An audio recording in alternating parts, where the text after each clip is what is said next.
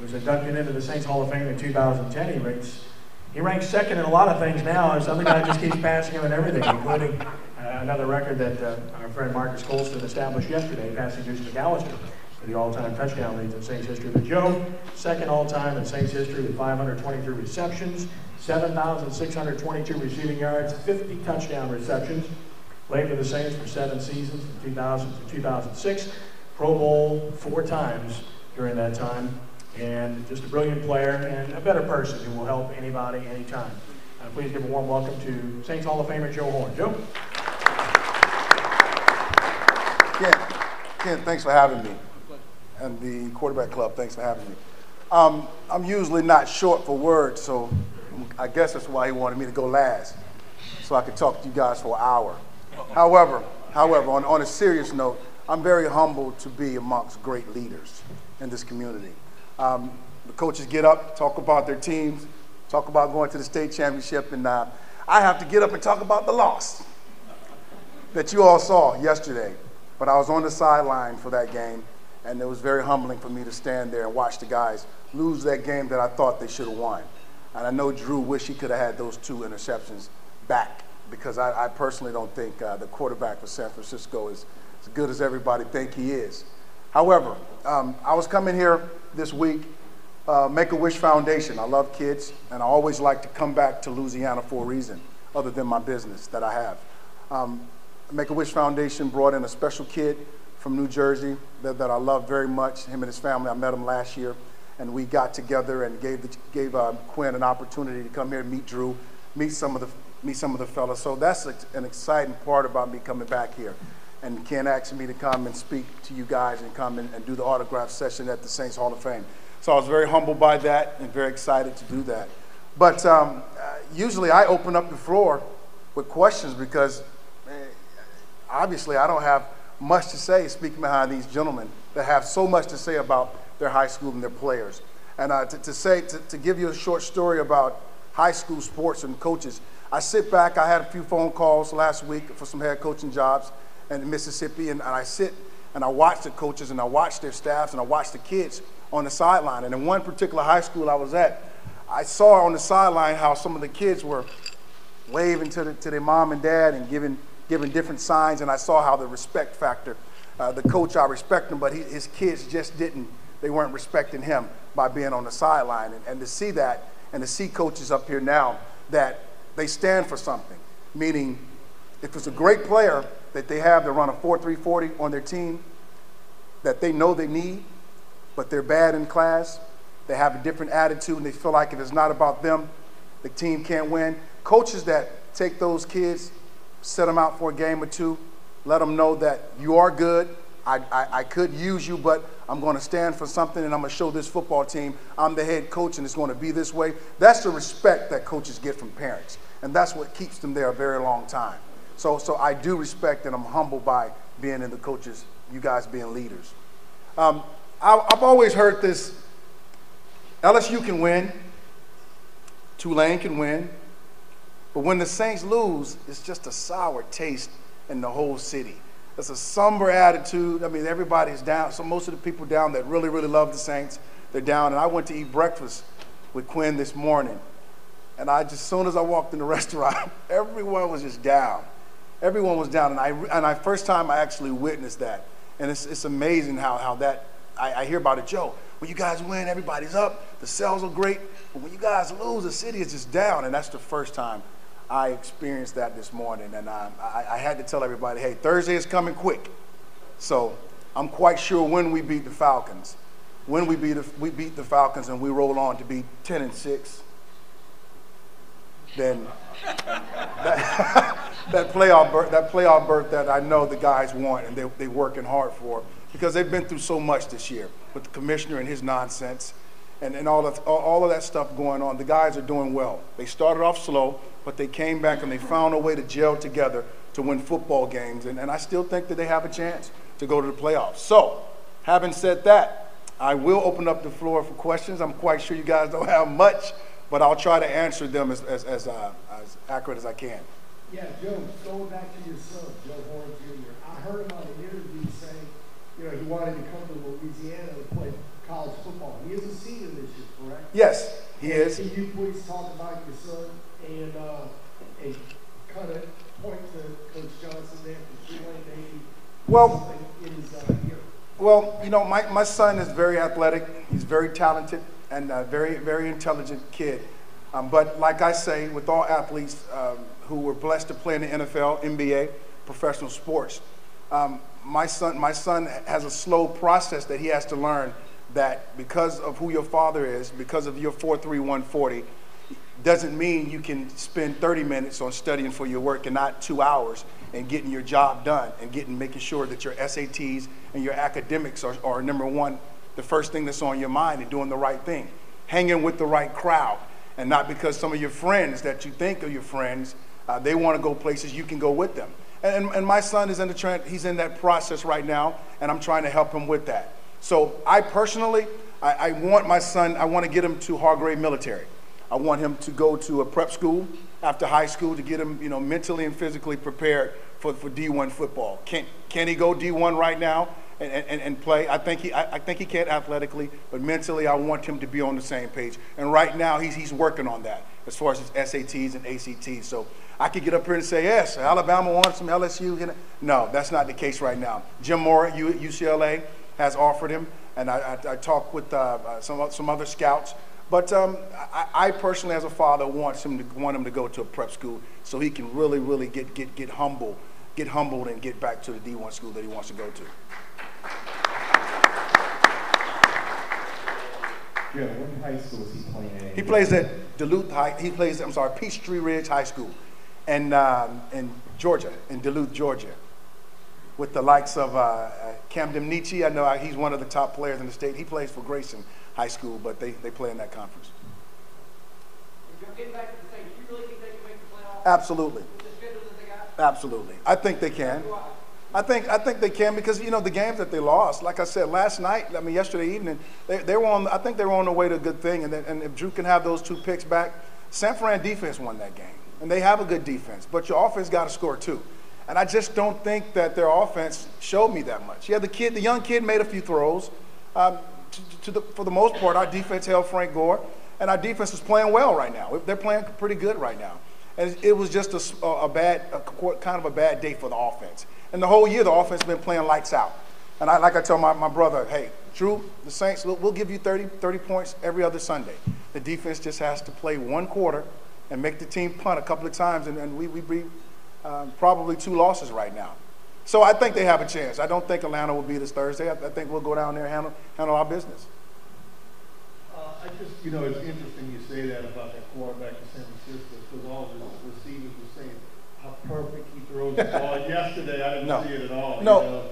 You know, the guy was underthrowing when we should have had that pass interference. Right. Right. But you know what I was wondering? You know, you take like the guy yesterday, he went to Nevada, he had 1 off, and he's obviously a talent. But, you know, and then you had Drew Brees had 1 off for Purdue. Absolutely. You know? And, you know, these guys turn out to be such great. I mean, I guess it's a hard thing to measure as it is a blue chip 5-star, but that doesn't always make it either. But, I mean, what do you think about the development, or how do you reconcile it? Well, it depends on, I think it depends on how they come up. If you have a kid, or if you have a kid that has to go through some things and have to see that other kids on ESPN, that it's so easy, everything's given to them, they can make it.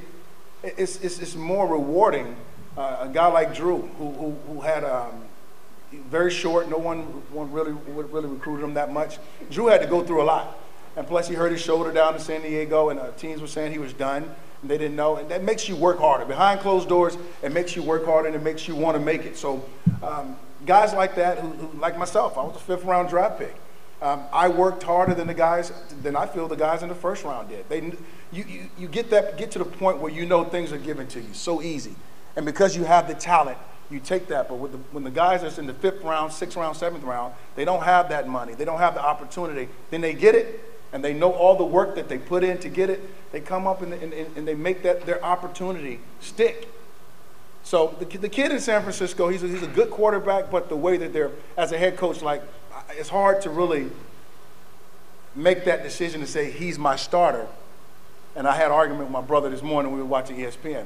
I said I would name him the starter if I was the head coach. And I wouldn't care how my other quarterback felt because he's getting $5, $6 million a year. And when it's time for you to come in and do your job, you come in and you do your job. And I think right now, you know, it's a little bit of him trying to keep him, pat him on the shoulder and say, he might be able to play, he might not. Do you think they're playing Ingram more because they paid the 2 first rounds and these other guys are equal? You know? That's sticky. That situation with the Saints is sticky because you have 4 running backs. That's pretty good. You don't want to. You can't let go Ingram because he makes too much money. Number one, he's not going anywhere. You have Pierre, right? Yeah. He's a great. And you have the young kid, so you don't want to give him away because you know he can go and be a Pro Bowler with another offense. So that's a sticky situation with the Saints. But you have to let go somebody. You have to let go some. You can't keep. I mean, I don't think you can keep all those running backs and make them happy. Then you got the receivers who wants the ball. So that game planning for Drew, I know it's like, God.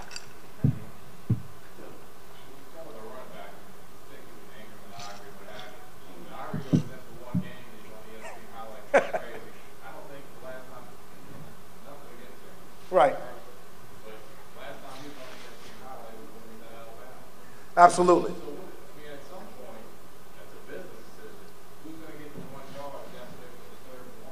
Absolutely. That's the difference from having your head coach. That's why Coach Payton is the best coach in the NFL. He is. Because he can come and he can make those, he can take those plays and he can put those guys in situations during the game to win games. Can Ingram carry the ball 35, 40 times? Yes. But that's not the offense that Sean Payton's running. You know, he's spreading the ball around to different guys and he have them in different situations to make plays. So I think it's hard for a running back because you want the ball. Reggie Bush, when he was here, Reggie wanted it. I had another argument with my brother. I said, Reggie can carry the ball 30 times, but they don't give it to him 30 times. You know, now that's the situation. He wanted to be out, so he can do that now. And with the Saints offense, you know, Drew may throw it 50 times because he can do that with Coach Payton at the Ram calling those plays because he knows where to put those running backs, when to play them. And right now it's hard for a running back with the New Orleans Saints offense. Joe, I have a question. When you were playing receiver, you took many shots, which would get heavy fines by defenders today. Oh, yeah. How is the feeling amongst NFL players, especially offensive and defensive, like receivers today? They're not getting the shots they used to get, and defenders having to think about before they hit people in the concussion syndrome with the NFL. What is your feeling on that? Like I was talking about this, I don't know about, I'm always talking about this with my brother all the time. We're talking. But the concussion situation, and I'll go to your question, Coach. Back when I played, you can get a concussion and you go on the sideline, they give you smelling salt, put 2 fingers in your face. How many I got up? You're back in the game. And you guys can finish the game with having concussions. I did it several times. Now that they see that the lawsuit is in, they're trying to make it more safe now to show that they're trying to do things to make that happen. Three guys yesterday were taken to the locker room. And once you get out of the game, Mike Vick, you don't get back in the game and they keep you out 3 or 4 weeks because they want to be safe and they want to do the right thing. And I applaud them, the NFL, for that. But they should have did that when we, not just me, guys in the 60s, 70s were playing also. But I hate it for the defense. It's sad because now the defensive players, they have to come up and before they hit, they have to think about where to put their shoulder pad and you can't make football safe. And I've said that, I'll say it to the commissioner's face when I see him at the Super Bowl. You can't make football safe. And to tell people that you're trying to make football safe is just you're sugarcoating reality. And the defense getting fined $30,000, $40,000 for different hits that they're used to making and the way they were taught all their lives, it's just not going to happen. So as a commissioner, you just say, hey, football is football. We'll try to do the contracts where if guys get hurt, we'll try to take care of them the best way we can. But America loves football. We got to hit. This is the way the game is played instead of trying to sugarcoat what football really is. Control bobbles. Absolutely. Do you think helmet-to-helmet calls should be reviewable? Not 2 minutes of commercial airtime to get some ads in. I'm talking about maybe a 30 seconds. A lot of times the offensive player puts his helmet down and the defensive guy gets penalized. I'm going off your concussion argument right there. Right, that's what I'm saying. It's so cut, it's so thin cut. You can't really say, I mean, what's helmet to helmet? I mean, you got a guy in New York and you got guys that go in a room with film and you're saying you get to judge what's a call that could take $100,000 or $20,000 from an athlete that's working to play football. So trying to differentiate what a helmet to helmet is crazy, because I saw a couple of games where a quarterback actually got hit with his helmet. I mean, got hit in the chin, and the referee didn't throw the flag. So It's reviewable during the game. Review- Not only like, helmet to helmet during the game reviewable. During the game reviewable. It's, Because those calls can be crucial, and as you see the replay, you can see it was a bad call. And you got a referee trying to make a split-second decision. And if they see two helmets fly, they have to throw the flag no matter what. right. That's why fans have to accept that this is the nonsense that a commissioner has started. I mean, you're trying to I think you're trying to make excuses on why the concussions things happen. Hey, and it started all of this reviewing and different hits with the helmet and different $50,000 fines. You got Ed Reed. It's so many different rules and things now that referees have to apply to a game now that makes football in 10 years it probably be played at home on a computer. It's crazy. It's crazy. Instead of just saying, hey, this is football. Guys will get hurt. Guys will get concussions, and we will do everything possible to try to make sure that they are taken care of on and off the football field. But helmet to helmets, there will be hits like that. And just make football football, because if you don't, it's going to be so many different rule changes. I think now they're trying to talk about changing the kickoff or something like that.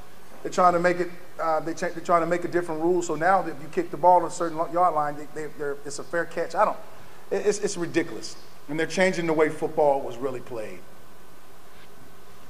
You've been outspoken about Bountygate. Just a Oh. couple of thoughts before we close here. Yeah, the Bountygate situation to me, and it's, wow, it kind of upset me, and I didn't understand why the commissioner would spend 3 years watching a team instead of investigating everyone and penalizing everyone, because that's what his Bountygate thing was crazy. I'm a receiver. I know when I'm playing, the guys are trying to take me out of the game. That's just a part of the game. That's just the way you play. Brett Favre know it, Michael Vick know it, everyone knows that. But when you come in and say there's a team that's specifically trying to take guys out of the game, well, other players are not complaining. There were, and here's what I say, there was money put on the table in California before a game, Saints game, and a coach said, if you take this player out, you get $10,000 cash. That's documented by a Pro Bowl player today. I won't say any names, but I didn't care if they were coming after me. That's the name of the game. That's why I was getting paid $5 million a year. So there were hits and there were so-called bounties years and years ago, and to say that the Saints were part of that pissed me, excuse my French, it upset me very much. And I didn't think he should use his power that much to do that. So Jonathan Vilma's lawyer, to take that on, I stood up and I'm proud of him for doing that, because I think he overused his power with that, and he caused a lot of hurting hearts in New Orleans for doing that, and it made no sense whatsoever. Joe, That's why I hope he gets fired. on those same lines, Wow. touch on, if you would, Joe, touch on how not having Sean Payton this year affects the leadership, not to put any criticism on Coach Cromer or Coach Vick, because you don't get to that level of coaching and not have leadership skills. But how Sean Payton not being there changes that dynamic for the Saints. Well, it's a respect factor. And once players know that they have a head coach who strictly wants them to do what they're paid to do, and they don't have a coach that's a buddy-buddy type coach, and there are some coaches like that, and that's good if they're winning games. Every coach have their own mojo that they do. But obviously Coach Payton has a way about himself. He lets players know that you come in and you do what you have to do, and we're here to win football games and championships. And once that presence is not there, I don't care who you are, how much money you make, not having to look behind your shoulder and not have to worry about getting chewed out on the sideline, it's a big difference. And guys, kind of play lackadaisical. But I played with Joe Vick too. And with all due respect, I think Joe Vick should be a head coach one day. Not in particular with the Saints, because that's Sean Payton's job. But I thought when he came back, he brought a presence. He brought a presence that, hey guys, I'm back here and I see what's going on. And just like that sign say, do your job, That's what you're going to have to do, because Joe Vick carries that type of swagger with him. And that's what Coach Payton carries with him. And it's all a respect factor. And I think when he gets back, it'll carry right over next year. Hi. Oh, ladies first. Don't you think if the lawsuit had not been out there with the concussions that we would not have a interview with Delegate? Absolutely. Because reality is, if he doesn't think it goes on in every locker room. Well, I speak very highly on this situation. That's why I don't want my comrades to think that I'm going overboard. But you're absolutely right. And he has to kind of try to save himself from that. We wouldn't even be talking about helmet to helmet if the lawsuit wasn't out right now. Bounty wouldn't be any of that, because there wouldn't be a need for that. But sometimes when you mess up, you have to find something to cover up your craziness. And that's what happened. I think that's what's happening with the commissioner. Hey, I met him. He's a great guy, face to face, but I just don't believe in his policies, and the way he did the Saints was wrong. I think he should, if you're going to penalize us, he penalized everybody, because everyone, and I'll say, all the teams guys are trying to get you out of here. And it should be like that. I think I think defensive players should try to demolish an offensive player. Me, when I played, Brett Favre, I know Brett. Brett he doesn't care about guys who come after him. He doesn't care about that. That's what he gets paid to do, and that's what they've been doing for years. So just to say, you're getting punished for doing this, trying to take out guys, was wrong. Was absolutely wrong, in my view. Yes, sir. Do you think, maybe in the next negotiation, whenever that is, that there should be a better system for disciplining players? Maybe a committee of 2 players and 2 owners and the commissioner on disciplining players to the point that they get suspended or get fined hundreds of thousands of dollars. I think this commissioner, though he may believe he's doing the right job, is certainly abused his power. Absolutely. You said it best. I think there has to be a system to keep that from happening. Absolutely, I agree. And to not stay here, to not elaborate on it for 5 minutes, you said exactly what I said earlier. They should get a committee. It's okay for him to have power. It's okay for him to be the commissioner. But to actually put the gavel down on those type of suspensions was crazy. And I think that guy should have an opportunity to sit in front of a board and go over what happened, go over the fines, and the commissioner sit in the middle, and they go to the back and they make a decision, instead of one guy just saying, this is what I see, this is the investigation that I've made, and I think you guys should be penalized for that.